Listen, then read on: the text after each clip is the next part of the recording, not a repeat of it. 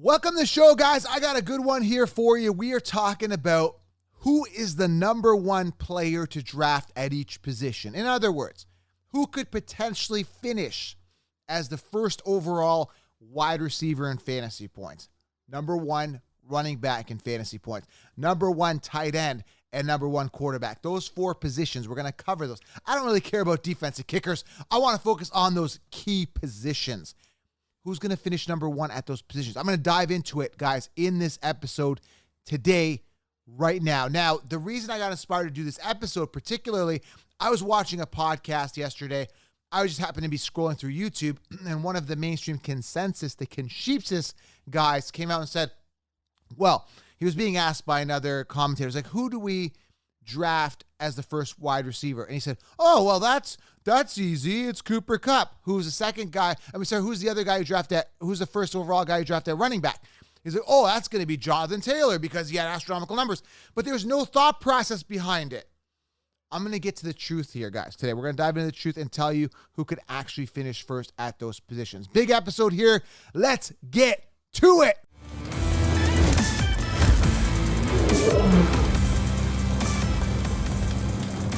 All right, welcome to the show. This show is brought to you by Manscaped.com. If you've not got the boxers, which I'm holding in my hands, if these aren't wrapped around your balls, if you're not wearing these boxers, you are missing out on the most comfortable underwearing experience of all time. Try the Boxers 2.0, guys. Right now, Manscaped.com. Head on over there. The show is brought to you by them. They sponsored the channel. They believe in you guys. That's why I got a discount.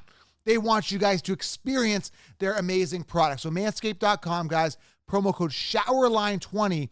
Save yourself 20%. If you guys haven't tried the boxers, DM me. Say, I bought them.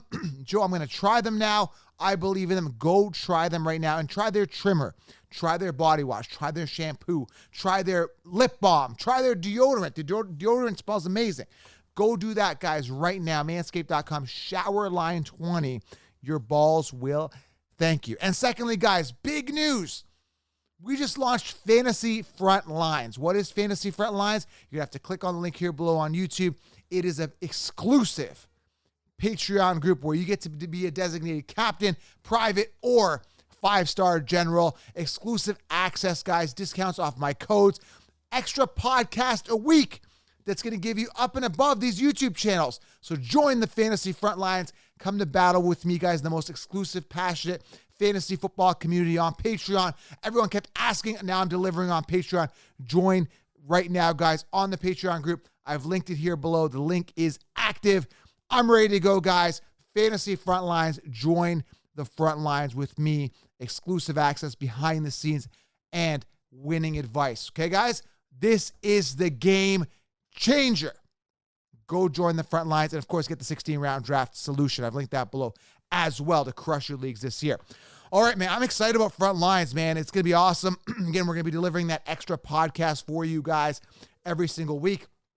And, yeah, that's more podcast work for me, but more information for you guys on another level. We're taking it up a notch with more access, all right? Let's dive into it. Let's dive into the show. So who is the first overall, who's going to finish first overall each position? I've done some digging, guys. That's all I do. All I do is study this stuff, okay? Now, the mainstream consensus will tell you it's Jonathan Taylor at the running back. They will tell you guys that it's Cooper Kupp at the wide receiver position. They will tell you that it's going to be Travis Kelce at the tight end position. Well, I'm going to tell you some different things. I'm going to tell you the truth because what goes up must come down. Everything has its reciprocal. Everything, has its opposite. So what goes up will come down. And you got to understand that. And this is something that the mainstream consensus don't implement when they're doing their rankings. That's why rankings don't help you guys. Last year, they copied and pasted, right? They told you Robert Woods ahead of Kupp. I'm going to keep using that example. Okay, they keep telling you guys they ride the train when it's hot and they get off when it's not. Does that make sense? So what I'm trying to tell you here, guys, is very simple. You got to think outside the box. Now, Jonathan Taylor, let's start with the running back position. Who's going to be the number one running back off the board? Never mind who's going to be the number one running back off the board. Who could potentially finish as the number one running back? Right? And again, what really inspired me to do this show was I was watching this consensus podcast yesterday, and this guy was just like, the guy was interviewing this one guy. I won't say who they are. It's a relatively big show. And he was interviewing this one guy. He's like, who's the number one running back? And he's like, well, it's Jonathan Taylor because he had these numbers. But no deep analysis, nothing stating that the last time a running back finished 2 years in a row on top was Priest Holmes in 2002, 2003. It's very unlikely. Or even Cooper Kupp, right? We had Michael Thomas had that great year in 2019. He didn't duplicate in 2020. He got hurt. Things happen. Things change. Offenses change. Schemes change. You know, the player changes, team chemistry changes, right? Quarterback changes, team changes. All these things change. So you got to factor that in. That's what I do. So let's start off with the running back position. As I said, is it going to be Jonathan Taylor again? It's very possible, but I still think there's higher ceiling guys. I think Naji Harris has an opportunity to surpass him. I just watched a video in training camp with Naji Harris. Looks super fast, looks super amazing. Naji Harris. And he's going to get the volume. Now, again, I've mentioned this before. There's a possible decline and regression in receptions because Big Ben might not be dumping the ball off as much, right? He's not there. So is, Rudolph, who is slated as the starter, or Canada was saying, the offensive coordinator was saying, hey, he could be the starter. He should, because he knows the playbook, right? We need Kenny Pickett to get integrated. Mitch Trubisky, I don't really trust anyway. He kind of sucks anyway, but these guys need to learn the playbook. They need to get integrated, right? So Rudolph has been there for years. So obviously it seems like he's a plug and play. But either way, going back to Najee, a little suspect at quarterback, to say the least. So when I look at a guy like Naji Harris, I still see a ceiling. I still see volume. I still see opportunity. He could finish ahead of Jonathan Taylor. But the guy I'm picking here to finish overall is Derrick Henry. Let me tell you why. I've explained this before. This guy's putting up top 10 numbers in categories such as rushing yards, rushing attempts, and rushing touchdowns. And he only played 8 games. Now you're saying, well, Joey got hurt. He played 8 games. How do we trust him? Guys, you got to trust him because he is one of the best running backs in the game. Work ethic is second to none. He is very volume dependent, and I get it. But the volume he will get. Now they brought in Haskins there, Hassan Haskins, rookie running back. Big guy as well. And again, he could give Henry some breaks, but Henry's still going to be the guy and I think the Titans want to make a good deep playoff run this year. I think they got the weapons to do it. Obviously, Treylon Burks, another sleeper at wide receiver. You got to take a look at the offense there. They want to win. Tannehill's got to make it. This is it. They've got to do it this year, right? And they've got a relatively decent division. I think they get past, obviously Jacksonville and Houston. Unless Davis Mills steps it up. Who knows? He's a big-time quarterback sleeper as well. Ultra-efficient, could make some impact. Him and Cooks this year. They got Dameon Pierce. But they got to make an impact, and Henry's going to run wild. So if you ask me who's going to finish number one running back, it's going to be Henry. It's going to be Henry. He had his down year last year. He's going to bounce back. Henry. And I like Najee also finishing ahead of potentially Jonathan Taylor this year, okay? What goes up must come down. Taylor had his pinnacle year. I'm not going to copy and paste and tell you what you want to hear.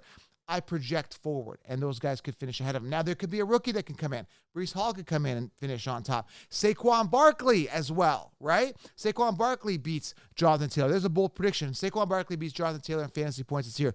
That's bold, but it's very viable, okay? So don't just copy and paste, think outside the box. So that is the first, that's the guy that can finish first amongst running backs at the running back position. Let's go to quarterback. Who's going to be the first quarterback? Who's going to finish with the number one points at quarterback position this year?